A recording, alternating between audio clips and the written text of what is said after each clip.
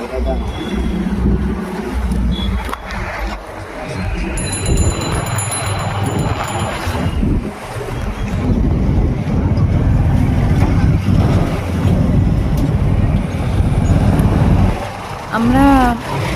যখন ভিডিওটা নেওয়া হয়নি, পুলিশ ছিল তো।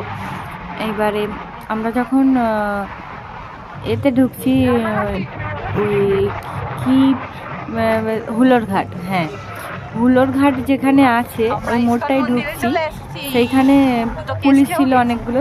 একবার তো সেই ইউটার্ন নেওয়ার জন্য কেস দিয়ে দিয়েছে অনলাইনে, আর একবার ওই হুলোর ঘাটের কাছে পুলিশ অনেকগুলো দাঁড়িয়ে ছিল, সেখানে কোনো অসুবিধা হয়নি।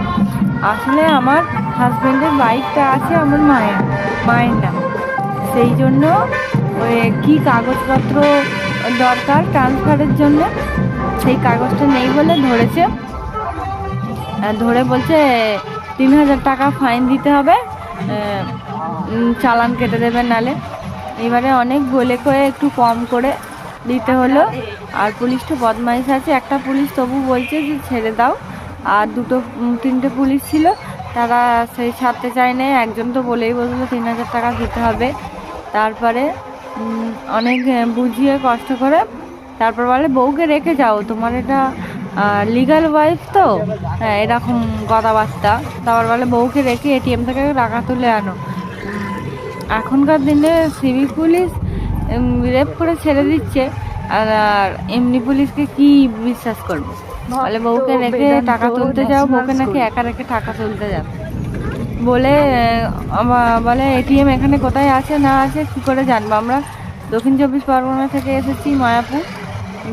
তারপরে অনেক বুঝিয়ে সুঝিয়ে অল্প করে টাকা দেয়া হলো, দিতে তবে ছাড়লো। আর এই শেষ পর্যন্ত মায়াপুরে এসে পৌঁছেছি। এটা হচ্ছে পুরানো মন্দির, আর নতুনটা আকাশি কালার যেটা হচ্ছে, সেইখানে যেটা দেখালো সেইখানে হচ্ছে এখন কোনো ভগবান আনেনি। রাধাকৃষ্ণ কোথায় আছে আমরা খুঁজে পাইনি, প্রথম কথা, যার জন্য যাওয়া খুঁজে পাইনি। গোপালকে সঙ্গে করে নিয়ে গিয়েছিল। আর এটা হচ্ছে পুরানো মন্দির, এর আবার সিঁড়ি দিয়ে ওপরে উঠতে গেলে আলাদা টিকিট করতে হবে, ভেতরে ঢুকতে গেলে আলাদা টিকিট করতে হবে, তার উপর পুজো দেওয়ার কোনো ব্যবস্থা নেই।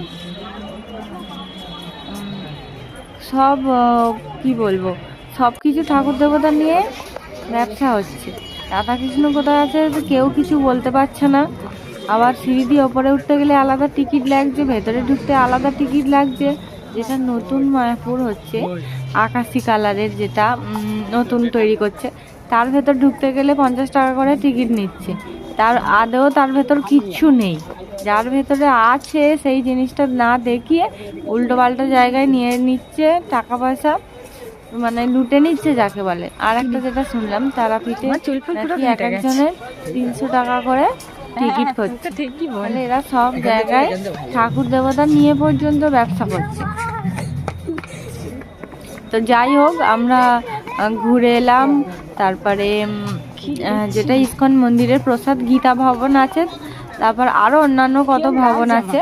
আমরা ইস্কন মন্দিরের টিকিট নিয়েছিলাম 50 টাকা করে টিকিট নিয়েছিলাম 2টো। আর ওখানে খিচুড়ি, লাবড়ার তরকারি দিয়েছিল, আর ফুলকপি আলু দিয়ে শিম দিয়ে অনেক সবজি দিয়ে একটা তরকারি দিয়েছিল, খুব সুন্দর খেতে হয়েছিল। প্রসাদ, ভগবানের প্রসাদ আলাদা রকমই খেতে হয়। তারপরে দেখে আমরা রাধাকৃষ্ণর যে আসল রাধা মাধব আছে তাকে অনেক খুঁজেছি, কোথায় আছে কেউ কিছু বলতে পারছে না। যারা বৈষ্ণব আছেন তাদেরকেও জিজ্ঞাসা করা হলো, কেউ বলতে পারছে না কোথায় আছে। অথচ ফোন জমা নিল 5 টাকা করে, ওখানে ফোন জমা নেয়। এবারে 10 টাকা করে ফোন জমা দেওয়া হলো 2বার করে, যাতে ভেতরে ঢুকতে দেয়। তো বেকার হলো। ফটো তুলবো, দেখবে ভিডিও হচ্ছে। তারপরে আমরা চলে এলাম খাওয়া দাওয়া করে। এটা আমার হাজবেন্ড। তোমাদের যদি ভিডিওটা ভালো লেগে থাকে অবশ্যই চ্যানেলটা সাবস্ক্রাইব করো, লাইক করো, কমেন্ট করো। Thank you for watching. এবারে আমরা এখানে কিছুক্ষণ থাকবো, থেকে বাড়ি চলে যাব।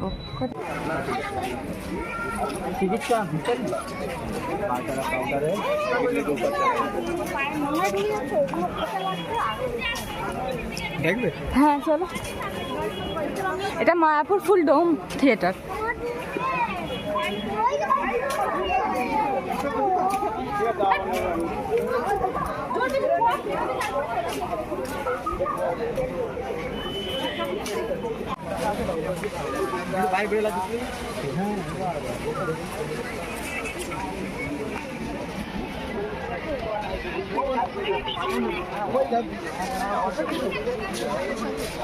কোথা দিয়ে ঢোকা,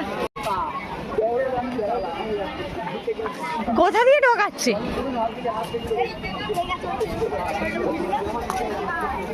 জুতো রাখতে হবে, খোলো জুতো। জুতো খোলো, কোনটা থাক?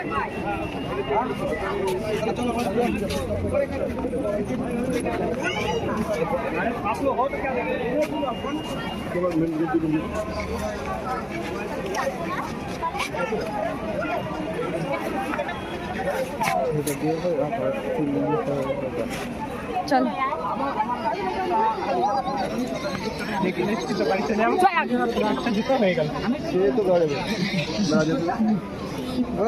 তোমরা শুনলে মোবাইলটা নিয়ে ঢুকতে দিল না, মোবাইল রেখে দিয়ে গেলাম, তবুও ভেতরে কিছু দেখতে পেলাম না।